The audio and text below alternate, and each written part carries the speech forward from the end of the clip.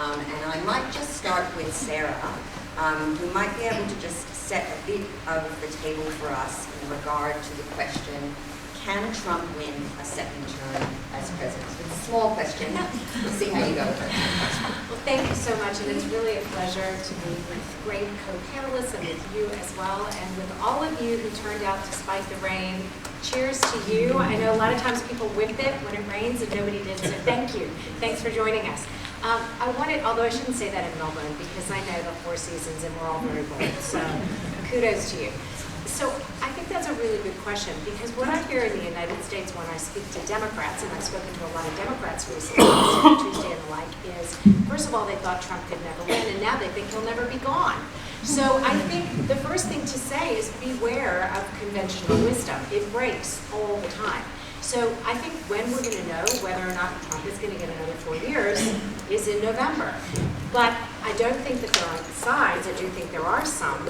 I just think that truly what just happened with Super Tuesday is a gigantic reminder that when we think we know what's going to happen, we better pause for a moment. And just to kind of own it, just a couple of weeks ago, I was in Boston talking to all the smartest people and being right there in Elizabeth Warren's backyard and talking about the fact that at that time, it looked like Joe Biden was dead in the water. You couldn't scare up a crowd for the former vice president. Everybody was like, oh, poor Joe. There was a lot of poor Joe. Well, poor Joe is like singing the backhand of that song because he's now the one who's done this incredible thing in Super Tuesday, that raft of states, 14 states voting on one day. Well, he picked up some Joe-mentum, as he likes to call it. He's won 10 states. I've read that he spent $89,000 in Texas. Now that is bang for your buck, considering that Mike Bloomberg spent more than $500 million. He makes Jeb Bush look like he was really careful with his money. There has never been any candidate who spent so much for so little. They roughly work out to about $100 billion a delegate. So, you know, for a data guy like Mike Bloomberg, that's why he pitched himself out of the race. So Super Tuesday was this great reminder that conventional wisdom, you need to check it. And if we want to see one sign that to me shows there's a lot of hope for democracy in America, I give you the long lines at the polls in Texas, the lengthy lines at the polls in California. Texas, there's a little bit of an asterisk by that because they've combined some polling sections, and you do have to, you know, we're going to have to keep an eye open for whether or not people, it's too hard to vote for some people. But putting that to the side, people showed up in big numbers. And all different kinds of people voted, which is one reason why when I got this invitation, I was so excited. Because the United States is a multicultural nation, as is Australia. And we saw that in the returns, we saw that in who showed up to the polls. We saw that they showed up despite the fact that there were some nerves and edginess around coronavirus. So they used their hand sanitizer, they got in, and they pulled the lever, pushed the button, handled the digital thing, or even did the drive-through. So I think that's a great sign that things are robust. Whether or not Trump is going to get another 4 years, I think is going to depend. Right now, to your point, Leslie, it does look like increasingly it's a two-person race, and I'll stop here. But what's happening is really a fight for the heart and soul of the Democratic Party. Who is the Democratic Party in 2020? Is it a party that wants a revolution, a la Bernie Sanders? Does it want Medicare for all? Does it want free tuition? Is that what the Democratic Party wants? Or is it more of a desire for kind of rekindling the last years of the Obama administration, reform, not revolution, and that brings you to the center lane, which is now coalesced around Biden? That's the question for the Democrats, and the Republicans have their man. Okay. So, Tim, I will ask you exactly the same question, but I'm going to add on a little tail to it. Can Trump win a second term as president? And what do you think the implications for democratic rules and norms have been about the presidency so far? And what would be the implications of those things if he were to win another 4 years? Thank you, Leslie. It's great to be on this amongst some great panelists in front of a great audience. And this is my first, I think, formal contact with the Australian Intercultural Society. I'm delighted to be here. I think Trump has two parts to this question. The first answer has at least, let me offer you three arguments. The first one, even before you get to Trump himself, is the fact that the one almost guaranteed way of getting elected president is to have been elected president. So the fact that he is the incumbent, with all the familiarity, the levers of power, the recognition and everything else, suggests that he's in with a very good chance. Only two men in the last 88 years who have stood for re-election failed to win re-election. Carter and Bush Senior. You've got to go all the way back to Herbert Hoover in 1932 to find the guy that similarly failed. So the power of incumbency is a very powerful reason to expect Trump to win. The second one is, it's the economy, stupid. And that was the downgrading of the discourse that Bill Clinton gave us, but it's absolutely correct that Trump, whether you like him or not, is claiming credit for a pretty healthy economy in comparative terms. Not perfect, a lot of people left behind, but those he represents can claim to have done better, at least symbolically to have done better. He's stuck it to China. He's building a wall to keep out cheap Mexican labour. You can see how this is placed to his base. So how do you factor in coronavirus to that story then? Well, Trump is a germaphobe, so he'll be quite safe.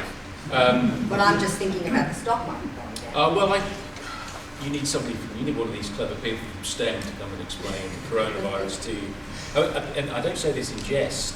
We've got three septuagenarians running: Trump, Biden, and Sanders. And certainly on the Democratic side, they will shake hands with more people than any other human being over the next 9 months. So it'll be interesting to see how whether they do the elbow thing.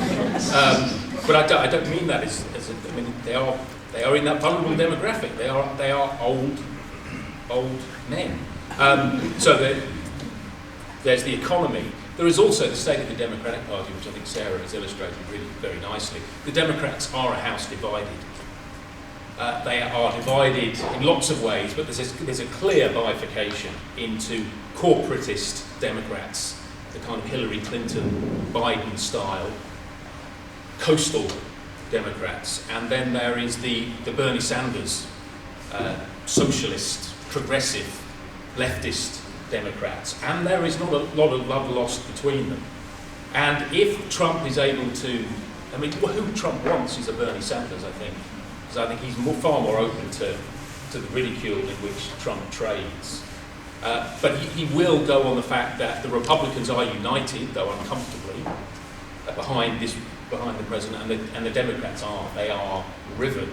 So I think those three factors suggest it's not Trump's to lose, but Trump has some distinct advantages going into this contest. And then you ask me, does Trump spell doom? Well, actually, I didn't put it that way, but hold on just a minute. I might actually just get Donald to weigh in on just the question, Trump, is he likely to win 4 more years? What do you think? First off, thank you for coming today. The numbers are huge, considering it's raining outside. 65% of the Democrats in a recent poll said that they would rather for the world to end before Trump is given another 4 years.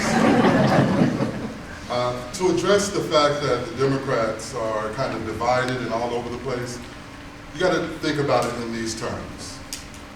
In a family, you fight, you argue, you yell, but come 6 o'clock, we're having dinner. The Democratic National Convention is going to bring the Democrats together. And I've been to one of these conventions when Kerry was running for president. And it's a big family reunion. At the end of the day, we wash away the contention that we had on the campaign trail, because primarily it was a time to vet the top candidate, to get all of their dirt out in the air and prepare them for the Republican general election. We have to also consider whether if Trump is electable or not for re-election. The fact that Trump is running for re-election and he has been impeached, we've never seen that before, ever. So this is the first time an impeached president will run for re-election and potentially receive another 4 years in office. But according to Alan Leachman, a professor at American University, who has currently predicted every presidential election since 1984, he says that the coronavirus outbreak could be the final straw that brings Donald Trump's presidency down. That, coupled with a lack of foreign policy experience, the world is just really, I don't know if they're supporting Democrats at this point, but the lack of foreign policy successes is going to hinder his chances. Ongoing scandal, the fact that many of his cabinet members are falling out of the office. Just after the impeachment, 2, 3, 4, you can't count anymore. So many people are leaving the office of the president because of disloyalty. And broadly, you have to look, Trump has a base of conservative Republicans that support him to no end. You can call them the Tea Party, you can call them the right, the ultra-conservative, whatever you call them, but you have to remember the moderates. Mitt Romney's a moderate. He was the only Republican vote to vote against the president, vote to acquit the president on one of the charges. So there's a huge moderate majority in America that will not go out and vote. They may not vote for a Democrat, but they certainly have it in their minds that they will not elect President Donald Trump again. So Trump is faced with different levels of backlash. But one thing about the president, he has a way of pulling tricks out of his hat. So we don't know what trick he has in store. In terms of the coronavirus, I listened to Mike Pence this morning on the radio, and they're all over it. Congress has already passed a budget bill to bring out more funding to help the Center for Disease and Control to handle the corona situation. It's a bipartisan bill, and of course the president is going to take credit for that, and as he should. But those that say Trump doesn't have control over the coronavirus, that's not a good argument at this point because he's all over it.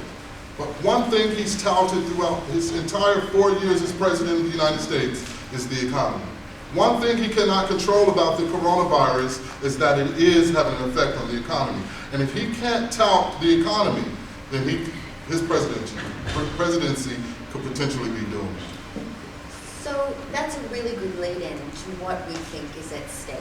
So the coronavirus is obviously a huge issue, and there has been discussion about the preparedness of the American government, that there was a kind of team in place initially, and those people were let go a few years ago without really any comment at the time, but that the pandemic response has been a bit slow.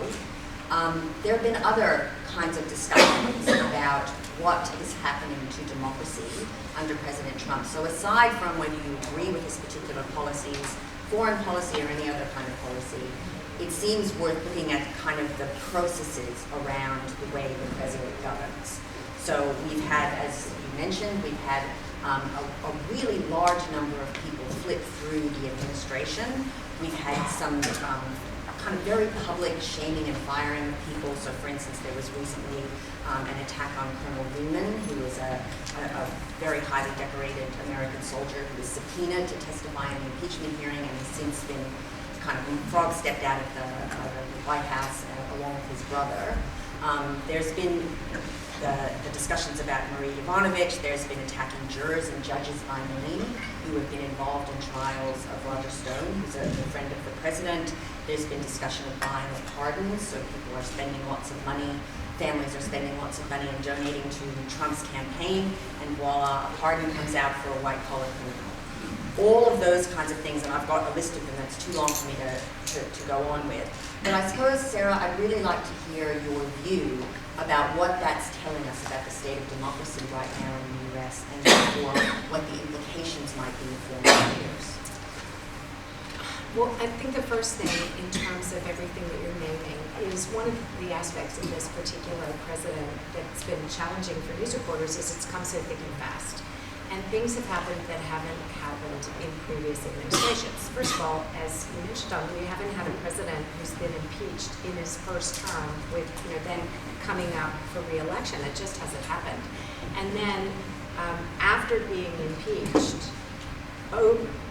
after having that whole situation which involved Ukraine and questions about his presumed rival, Joe Biden, the person who would appear he most feared as a Democratic rival, and having all of that play out, he then does fire some of the people who testified, and not just anybody who testified, but a man who got a Purple Heart.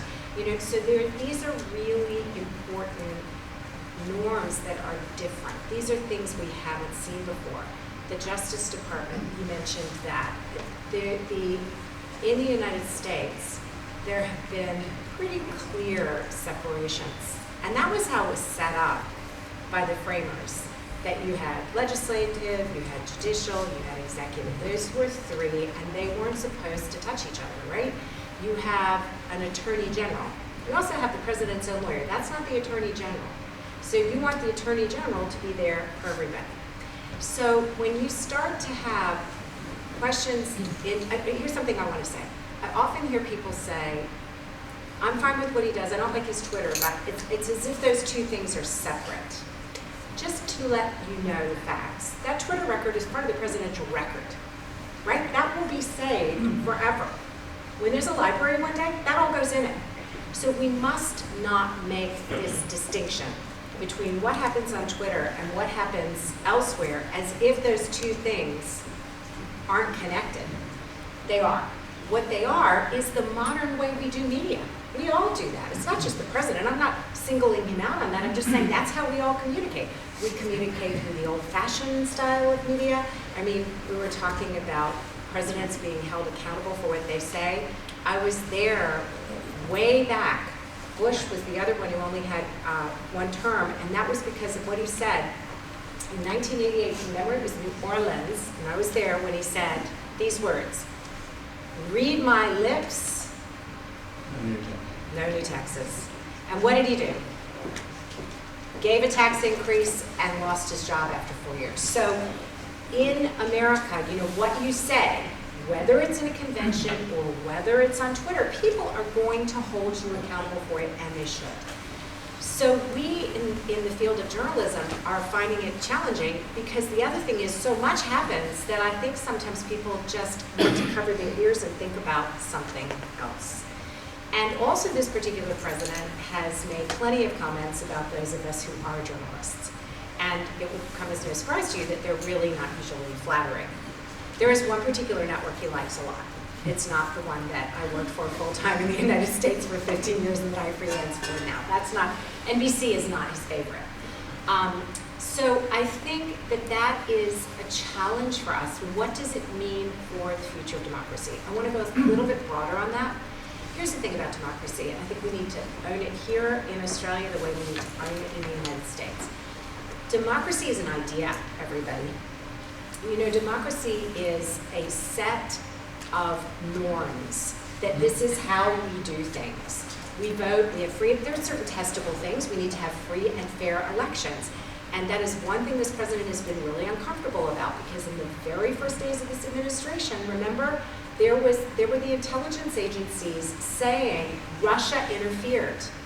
And we know he's uncomfortable with that because of how frustrated he was by the Mueller report, but also because when we just had the Director of National Intelligence, Joseph McGuire, saying the Russians are going to do it again, McGuire had a little visit at the White House, and he's since left, and there's a new Director of National Intelligence. So if we want to keep democracy healthy, I'm a journalist. I don't have control over anything. I have one small piece to play in that big world of what democracy is. I have two. One is I try to report the facts and let people know what's happening, and the second is I vote. And those are the two things. But we do need to pay attention in Australia and in America. If lines start to blur, My job is to notice, and our job is to say, is that the right way that things should be? Do we think that's okay, or do we think we should have that separation that was set up in the beginning? So Tim, are you worried about the state of democracy in the United States? And if so, are you worried about criminal rules and anything like that? No, I'm not worried. No. I have concerns about some aspects of behaviour that I see, What concerns which you? aren't unique to Trump, but often are, given that he's president. Well, you're a historian, so I think it would be interesting to hear what. I'm not a historian, I'm a concerns you. political A scientist. political scientist. Oops. Very different. I'm a political historian, really, but don't tell anyone that. That's what I thought the story You was. can't get a lurking job around as in a there. historian, you Oh, have to be a okay. political scientist. It's a secret. We won't tell anybody. So my counter response to Sarah, I share many of her concerns without them causing me worry, is that Trump's been remarkably ordinary given what the predictions made of his presidency. In terms of the revolution he's been able to enact, we've not seen it, neither abroad nor at home. He's got a tax cut through. He's not yet got rid of Medicare in a way that he promised to do. He's doing many of the same things towards foreigners that Obama was doing, which is leaving them high and dry in places like Kurdistan or Libya. So there's not a huge revolution, I don't think, from the guy that he replaced. In fact, I think in many important respects, he's the perfect successor to Obama. Obama came along in 2008, said, by the sheer force of my personality and my different life story, I will effect revolutionary sweeping change. Well, Trump made the same appeal. They are of a piece. So I think I'm sceptical of notions of great rupture and revolution in America generally. I'd also ask you to consider what have been the consequences of his behaviour. I think the churn you've seen in the staff, the rather chaotic way in which he surrounds himself in the Oval Office, speaks to a man who's incapable of conspiracy, let alone the undermining of democracy long term. He's just too chaotic. He's too egotistical to be able to affect any sort of sinister plot to bring American democracy to an end.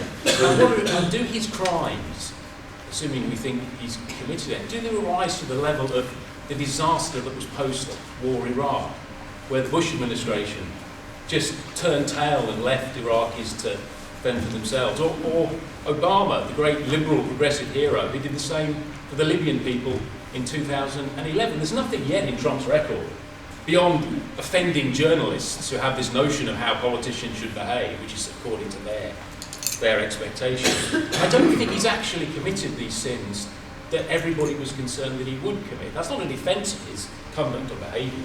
I think he's clownish in many respects. But what's he actually done to undermine American democracy? I think American democracy has got stronger in response to him, not weaker. And the institutions of the American government have actually collected themselves and are doing a pretty good job of resisting him.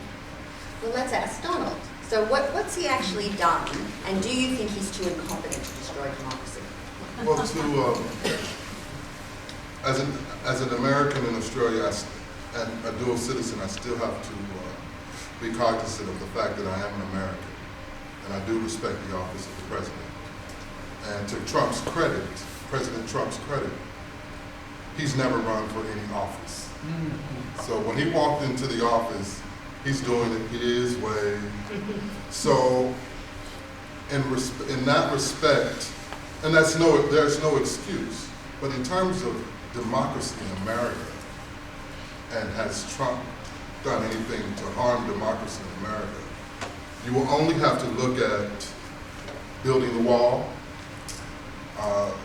the way he's handled the refugees coming in from Mexico, separating families. There is pure fear in America from the Hispanic community. There's fear for a lot of people of color, because young children of color, because they're told to go back to where they came from when they were born in America. So when you're implanting this sentiment into these young children who will eventually grow up to be the next leaders, there's a lot of fear there. not all of us will see it. Not all of us live in the skin that I live in. Not to say that, some would probably say, oh, they're playing the race card. Well, I am in that. So it's what I live. It's what the young people live each day. And a lot of the stuff that the president says on that stage has a huge effect. The name calling, Pocahontas, Minnie Mike, Lazy Joe. Is it fitting for the President of the United States to call names? And if the President of the United States can call names, why can't I? So the President of the United States has to be an example. Policies will change, things will happen. But one thing I can say, since my friend Tim mentioned President Obama, is that President Obama left office without any scandals. There were no indictments. He left a clean office. He inherited a mess. Do you remember what happened in 2008? Right here in Australia we dealt with it, the global financial crisis. So when you have a leader handling a mess like a global financial crisis where the economy is nearly gloom and doom, and for him to build that economy back up to where it is, taking it from 10% unemployment to 7 to 6 to 5.9% unemployment when he left the office. That's the way you leave a clean desk when you transfer the file over to the next person who's going to take that role.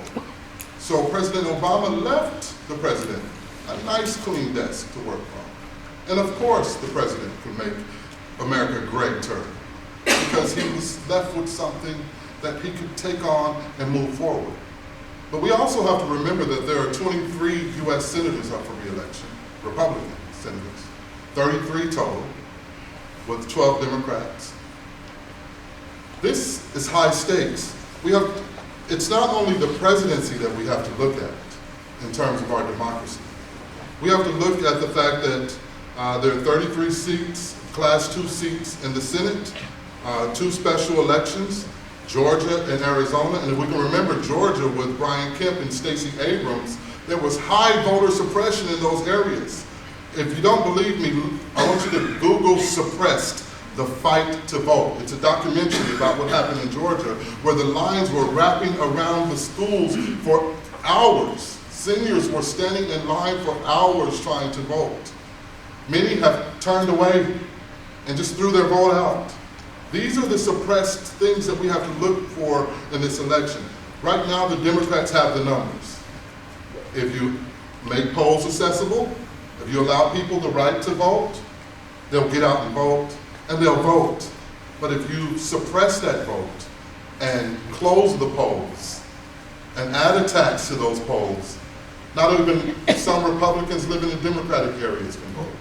So in terms of voting, that whole suppression is killing our democracy.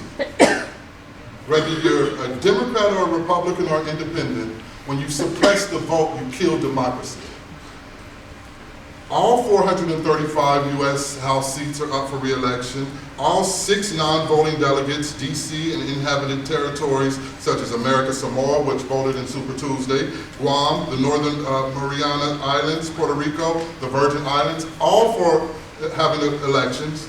In addition to all 50 states, most of the governors are running for re-elections. The state legislature, all houses in the state legislature, most of the senators in the state legislatures, mayoral candidates, the city council up for re-election in this term. Other election offices like the sheriff, the county commissioners, the judges, all up for re-election. So when we turn our mind to specifically think about this whole federal president, there's much more at stake in America right now. And let's move on to that, and let's talk a little bit more about what is going to happen, because we've had Super Tuesday, and I'm assuming people have been tuning into the news and learning that. So from the time that we began setting up this event, and I was sending out prospective questions to the guests, at that time there were 7 Democratic candidates that were still in the race, and we're now down to 3. So Bloomberg was announced as leading the race we got it this morning, presumably it was yesterday. So I guess it would be really good to actually just bring people up to date with what has been happening in the Democratic primary, because the issue of electability, the issue of who it is who's going to be able to go up against Trump effectively and win down ballot, which is really what you were talking about, that has been an absolutely primary concern for all Democrats. And in fact, one of the comments that's been made, and Sarah, I'll throw to you first, has been that Democrats have themselves started to become pundits because they are not thinking so much about who they want to represent them and be the Democratic standard bearer. They're thinking about who other people would be willing to vote for in the general, because as you pointed out, Donald, their primary concern is to defeat Trump this time. So where are we in the primaries, and are we down to a head-to-head race now between Biden and Sanders? This was a really fascinating election because what happened was that it broke late. And by that I mean people were really shopping. When you talk to Democrats, and this was across the board, Elizabeth Warren, by the way, was the one who said people were being pundits, just vote your heart, vote for who you like the most. That was Senator Warren's take. But most Democrats were actually trying to look at it slightly differently. They might have their favorite, but there was a highly pragmatic feel to the election this year. It was one box: who can beat Trump? We want to beat Trump. And that is unifying a lot of Democrats.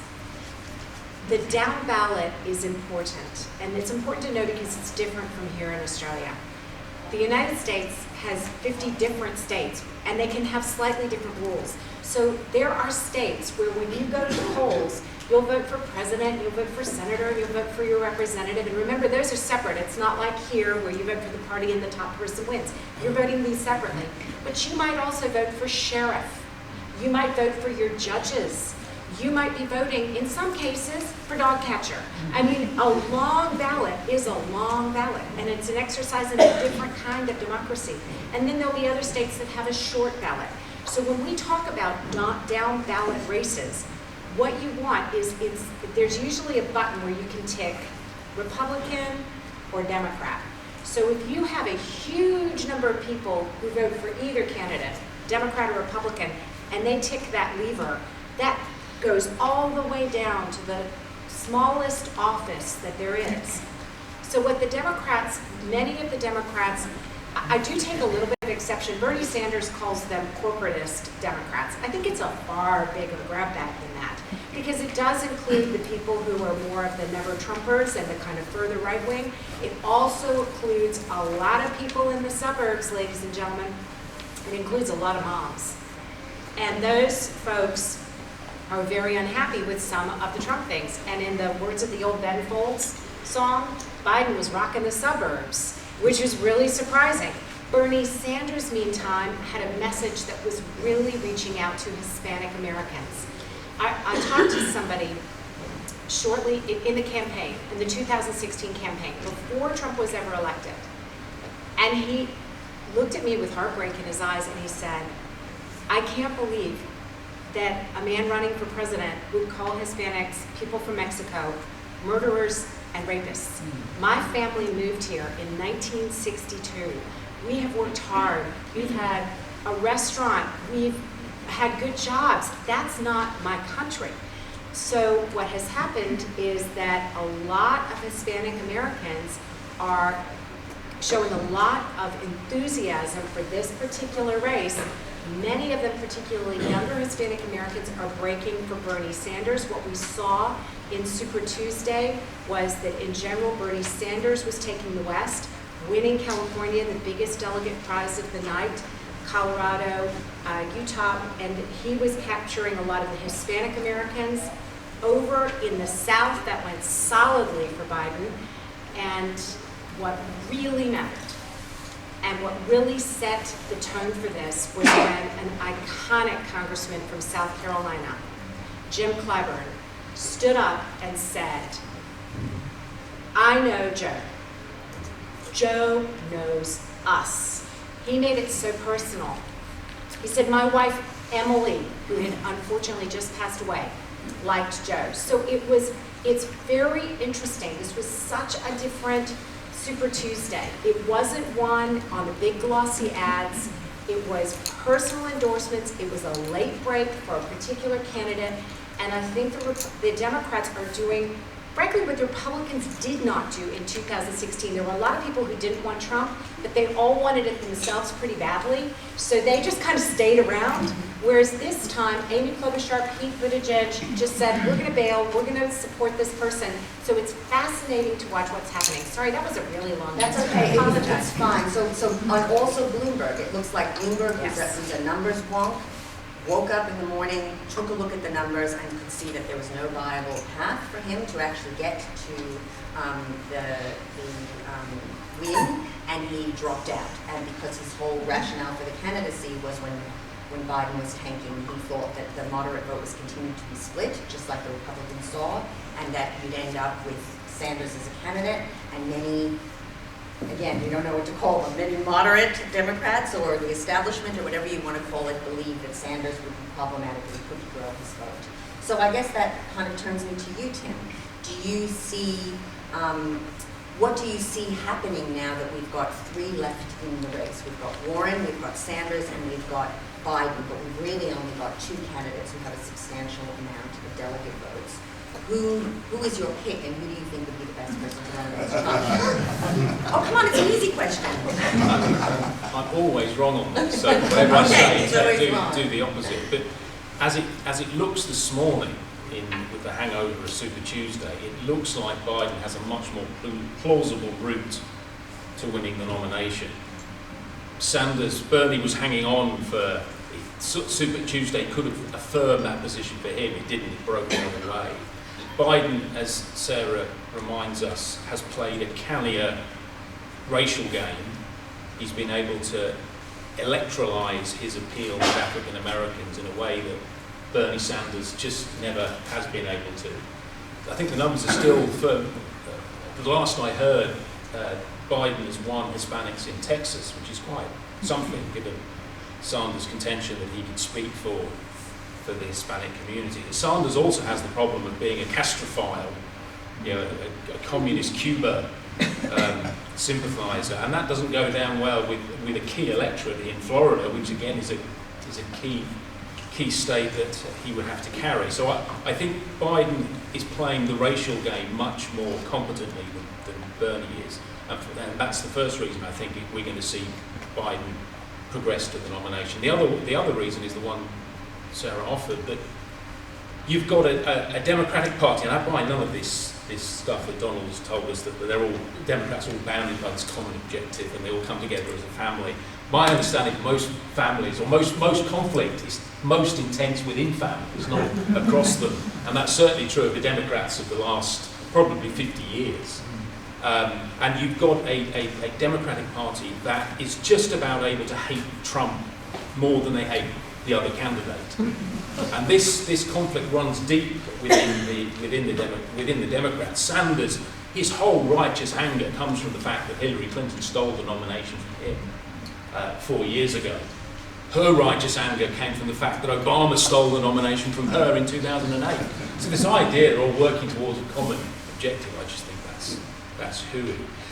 So what's on Biden's side is he does represent a very obvious counter personality to Donald Trump, a kind of misplaced nostalgia that everything was fine before Trump came along, which I think is problematic. Because part of the reason we have Donald Trump is a failure of the Democratic Party to recognise that it had lost its base, that it suddenly became the vehicle for the coastal. I mean, it's a caricature to an extent. You can see how Trump played on them. The coastal elites stole the Democratic Party from the white working class, the auto workers and the miners. And instead, corporatists, feminists like Hillary Clinton, who called these men and women in the heartland deplorable and spoke about white privilege. You can see why he was able to tap these blue dog Democrats and move them into his camp. I don't think the Democrats have come to terms with that failure. And I think Biden is perpetuating this moment of clarity which they're determined to put off. And so Donald, I want to follow up a little bit on that, because in some ways you two are representing a little bit of the two different streams of argument about what the path is to the White House. So one argument is the sort of old school idea that's behind Biden's resurgence, which is that we need a moderate Democrat, that the majority of people won't vote for a socialist. We need to kick off Trump Republicans and bring those people back into the Democratic Party, and that's what's going to win. And then there's a counter view, which is usually supporting Sanders, which is that we're in a whole new land now. Politics are different, and the establishment has been very slow to recognize it. Democrats are majority numerically. All they have to do is show up, and they win. And what gets them to show up is fear or despising of the guy in the White House.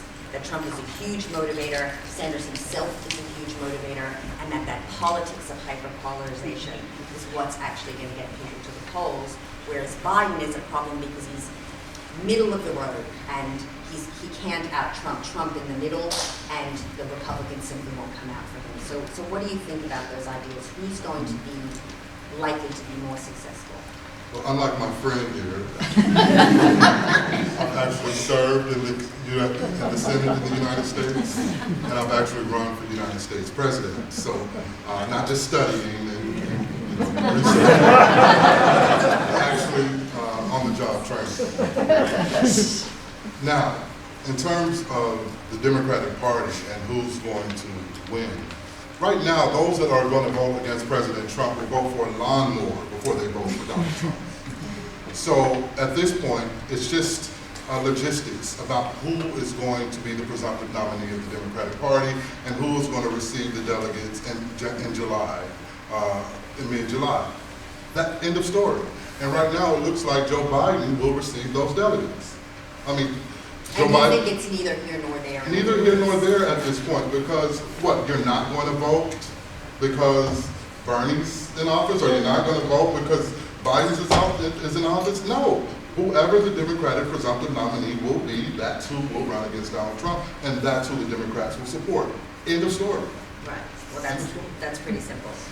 I guess one thing that I thought was interesting to look at is because I'm noticing, and I want to give people time to ask questions, so I'm just noticing that we'll get into our last question, so we'll do this one and then we'll open the floor up. I would really like to know whether there are any lessons in any of this. I mean, what we decided to talk about for this event was about democracy and the impact on democracy, so it was a kind of coming up to date with what had been happening in the US, but also whether Trump is really not all that different, just kind of a president pretty much like any other and a bit of an incompetent, or whether he's someone who's profoundly different and has really altered the fabric of the United States and could do so further and perhaps catastrophically if he gets in. So I guess I'm interested if we, depending on where you stand on that, what you think the lessons might be for us in what's been happening in the US. Maybe before Trump got in, but certainly since he's got in terms of how democracy is functioning. So Donald, I'll switch the order around and go to you first. I think in terms of to sustain democracy in America, we have to assure that people have accessibility and the right to vote. At the end of the day, that's really all that matters. Again, if you really want to know about this gerrymandering and all of the redistricting and all of that, look at the fight to vote. It will open your eyes to what's happening in America and how the polling places are just closing. And it's just democracy at its worst. If you want true democracy, give people the right to vote. Su voto es su voz. Your vote is your voice. And if people are taxed, the modern day poll tax, because this documentary will talk about a poll station being removed because the community couldn't come up with $4,000 to keep a polling place there, but the government spends $20,000, $30,000 on something irrelevant just to close a poll. Seniors are having to walk up to 3 hours to the next polling station in America. Really? So if you open up the doors to the polls, if you make voting accessible to all people, then democracy will work. No matter who's in office, we choose who will serve in office. And I suppose that's really interesting because I would say that most Australians would agree that we have a much more organised and sound system Most around voting. definitely. Yes, so the Australian Electoral Commission is just a blessing, and every time an election comes around, I just do it. Thank heavens for. Well, of course, because It when is you nice. watch what's going on, and I'm sure that this is a very interesting documentary, but I certainly was following what was going on in Georgia, and there's just outrageous situations where people who are actually running in races are actually controlling who gets to register to vote. So you have terrible conflicts of interest and true and massive problems. So that makes it sound like we've got nothing to worry about. So Sarah, you've been around for a decade here. Do you think we've got nothing to worry about in terms of Australian democracy? As I said before, I think every democracy, you got to get under the hood and give it a tune-up. That's the last car analogy I'm going to do because I know nothing about all that stuff. So I can't even believe I said that, but it is really true. You have to really think. I think one of the great things that's happening in the United States right now is people have woken up, you know, because they realize it's changed. It really has. Two things that I would point out. There's a big debate in the United States right now that I think is not just about Trump. I think it's much broader than that. In fact, you see it bubbling up with Sanders as well, and that is how much power does the executive have? So that's something for us to pay attention to here in Australia as well. How much does one person control the shots, right? Because that was how the United States got started. They didn't want a king, right? Then all the power is in the hands of one person, and by the way, they inherit it. So that part is different, but I think that decision, that's why I talked before about that kind of separation. That's not a small thing if people start making comments about a judge who's working on a case. Those things are, you must pay attention to things that are different, in my view. You know, journalism is about what's new. That's why we call it news. So if it's different, pay attention. So people are awake on that. That's one thing. Here in Australia, I think it's, you know, there's some other really big things to watch in the United States that aren't quite as true here, but that matter. There's enormous income inequality in the United States right now. And that, when you get such big income inequality and you have all the other things that are happening, when you have artificial intelligence, when you have, you know, big disruptions in the job market, those don't leave a vibrant, constantly tended democracy unaffected. They're going to have an impact, you know, and that, so you just need to pay attention to that. And we need to have people, my goodness, pat yourselves on the back. Everybody here, we don't need to tell you this. You're here because you care, not just about Australia, but about the United States. That's so awesome. But not everybody has the same dedication to understanding these political systems. And one more thing I'll say about the US is just, remember that in the United States, because of the Electoral College, that's a challenging aspect. And it always does seem to come down to a certain number of states. I go back to the hanging chads, you know, of 2000. But you're always, Florida's always in there, Ohio, Pennsylvania, Michigan. There are some states that are simply more important than others because of the Electoral College. And that's another aspect that I think in the United States it's going to get some attention that we don't have here. So I think the systems are different enough that it's not an identical, you can't do a complete comparison, but there's ways to think about things here that are relevant because of what's happening in the US. Sure. And Tim? The US system is, and I'll correct an emphasis that Sarah offered and that Donald offered. The American system is not concerned with executive power so much as it's concerned with legislative power, the power most connected to the people. It wasn't the fear of a monarch after 1776 that concerned them. It was the power of the people. The most dangerous branch was the Congress because it was most directly connected to the popular passions. So I think in some ways when we eulogize democracy and we talk about it in these romantic terms, we forget that the American experiment is a pretty successful experiment in controlling for the people, both giving them a voice, allowing them to establish a constitution, but establishing a set of rules so the tyranny of the majority does not become the thing that destroys the system itself. So it's a concern with democracy which animates the US. Not a full embrace of it, which is why the legislature is divided in half. But all the other 50s are divided, most of them, in half, in order to stop people congregating and oppressing. Whereas versus one man, and eventually one woman, that power is much, much greater than one president. And the other thing about executive power, and it applies to Trump, and it applies to Obama, and to Clinton, it applies to TR, it applies to all of them, certainly in the modern era. They all fail. They all come into office with an expectation of being able to enact sweeping change, and they all leave having not realised that. And Trump is very much within that tradition. And very quickly, because I want to hear what these good people have to say. On Australia, one of the remarkable differences between both systems, even though they represent that they are similar in terms of scale, common ancestry and all that stuff, America has two parties for 330 million people. These two parties are huge, broad churches that embody the conflict I've described. They are regional, sectional. Some have white, some areas are whiter, some blacker, etc., etc. Whereas Australia, we have 25 million people, about the same number as there are Texans. Married to a Texan, does that count? Does that make me American? No. And we have at least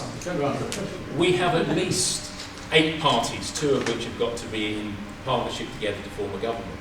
So the nature of party politics is always very different, and it's, despite some commonalities like federalism, it starts to break down as a comparison. Absolutely, and nobody mentioned compulsory voting.